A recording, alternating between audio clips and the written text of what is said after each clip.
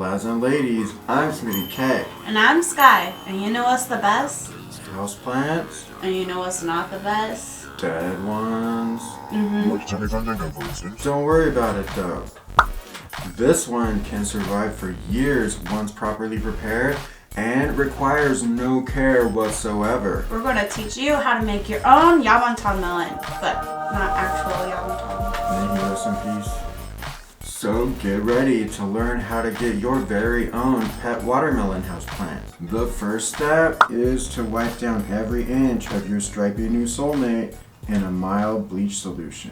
Then set it aside to dry and get to work on a melon suspension apparatus. We're going to use cotton macrame cord and some freaky cool artisanally crafted polymer clay beads for our apparatus, but you can use really whatever, be it paracord, wire, baskets, you could crochet something, or just set it on a counter, or even a family heirloom. Like your grandmother's antique piano. Yeah, like that. Alrighty, now that your CD sidekick has been sanitized and suspended, We need to talk about care plan. Oh wait, does it need any? this type of houseplant can survive for years, but certain conditions need to be met. Okay, so listen. Fucking listen, Terry.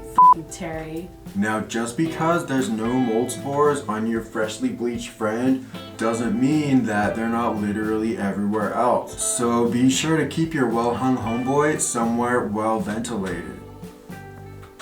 And as far as lighting goes, I don't really know the science behind it, since watermelon houseplants are kind of on the cutting edge of houseplant innovation at this time.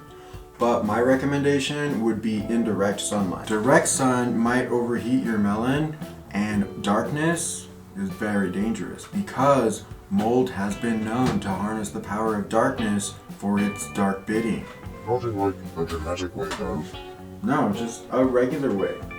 He's still salty because you didn't make him macrame. Really though, there's no Tommy. I'm working on it, Jesus. You just made melon ones. It's not like you promised or anything. Or like I'm literally the only fan you have left. And as far as temperature goes, they're probably definitely not frost tolerant. So yeah, I guess room temperature. Now, lads and ladies, this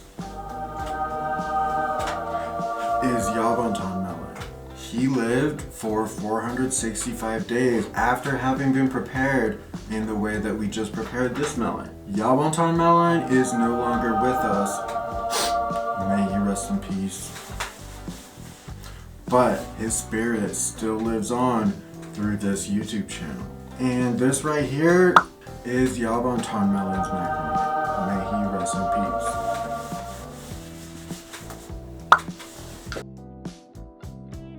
Jesus, are you crying? No? Anyways, listen. This melon has yet to be named. And we're gonna leave that up to you. Only you can name this melon.